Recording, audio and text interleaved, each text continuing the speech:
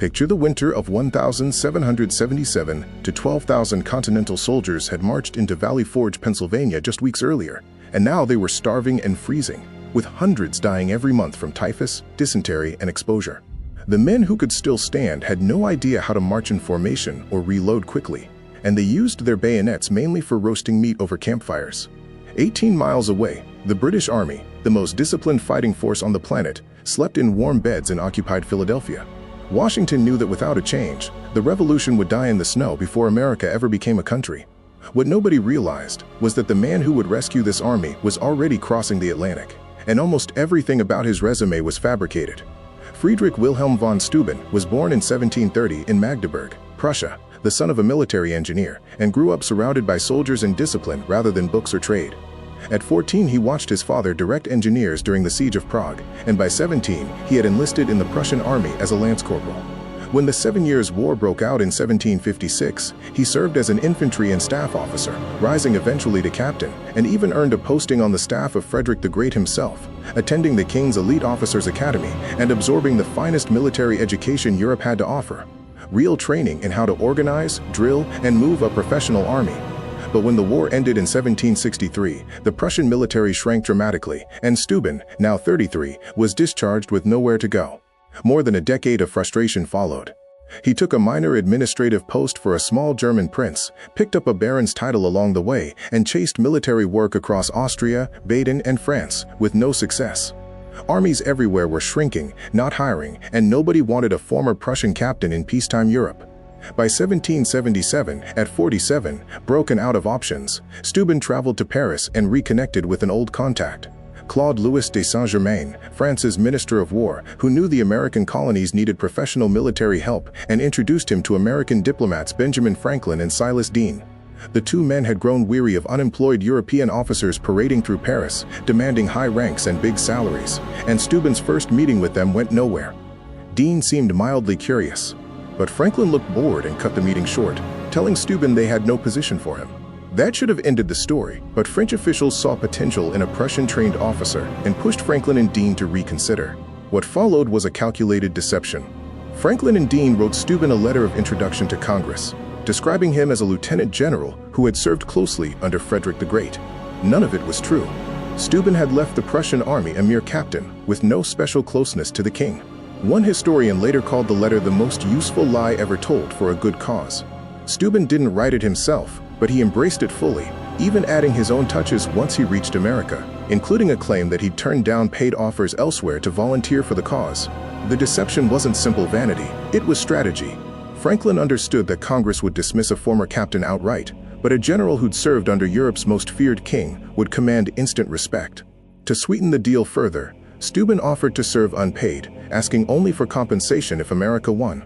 Congress, sick of mercenary demands, jumped at the arrangement. Steuben sailed from France in September 1777 aboard a frigate called the Flamande, accompanied by French aides, a secretary named Pierre-Étienne Duponceau, and his Italian greyhound, Azor, who went everywhere with him. They landed in Portsmouth, New Hampshire that December, wearing bright red clothing that nearly got the party mistaken for British troops and arrested before the confusion was sorted out. Word of the supposed Prussian Lieutenant General spread quickly afterward. John Hancock hosted him for dinner in Boston, Samuel Adams discussed politics with him, and everyone who met him was struck by his imposing size, the silver star pinned to his chest, and the unmistakable bearing of a man who had commanded thousands. By the time he rode into Valley Forge on February 23, 1778, he looked every bit the part.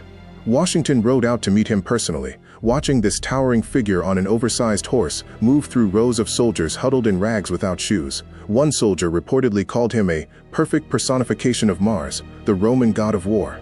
Washington, cautious but intrigued, later described him as a man of evident military knowledge, and within 2 weeks named him acting inspector general, asking him to assess the entire army.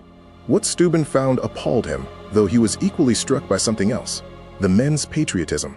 In Europe, soldiers fought for gold.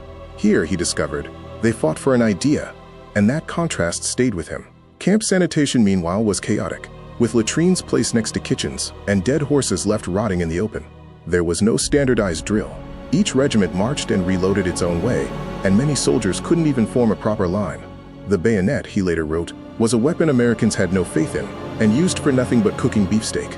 British troops won battles by charging with bayonets, and American lines broke and scattered every single time they faced one. Despite his invented rank, Steuben's underlying training was entirely real, and he got to work immediately.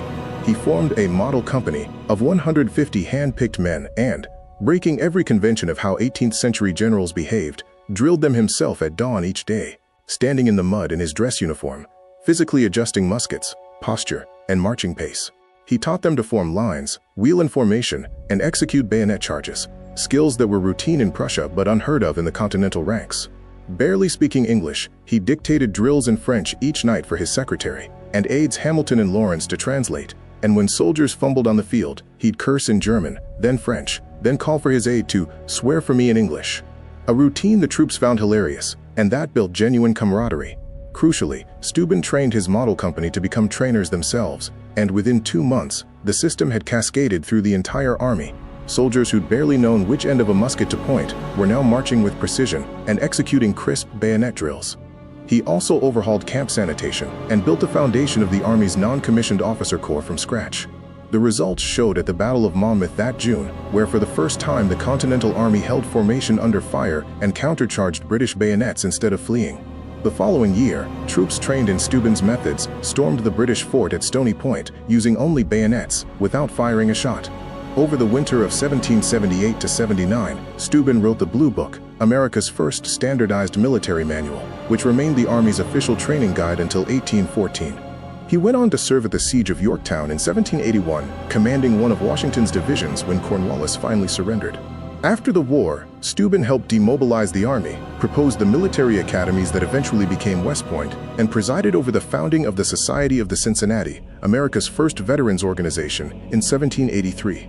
In the war's final years, he had also sat on the court-martial of British Major John Andre, the spy tied to Benedict Arnold's treason, and later assisted General Nathaniel Greene's Southern campaign, though he clashed with local militia commanders and struggled as a battlefield leader there in a way that never undermined his reputation as a trainer. He was naturalized as an American citizen by special act of Congress in 1784. Yet his final years were marked by debt. He had served without pay, gambling on post-war compensation that arrived slowly despite his lavish spending in Manhattan society. Congress eventually granted him a pension, and friends including Hamilton helped him secure a mortgage on land in upstate New York, where he lived quietly until his death in 1794 at 64, leaving his property to 2 former aides he had adopted as heirs. Today his name marks counties in New York and Indiana, and the city of Steubenville, Ohio, and his statue stands at Valley Forge and in Lafayette Park across from the White House. German-American communities still celebrate von Steuben Day each September. His credentials were invented, his rank was a fiction, and his closeness to Frederick the Great was wildly exaggerated. But the skill behind the lie was entirely real, proven in battle after battle, and the army he built from nothing became the backbone of the United States military for generations after him.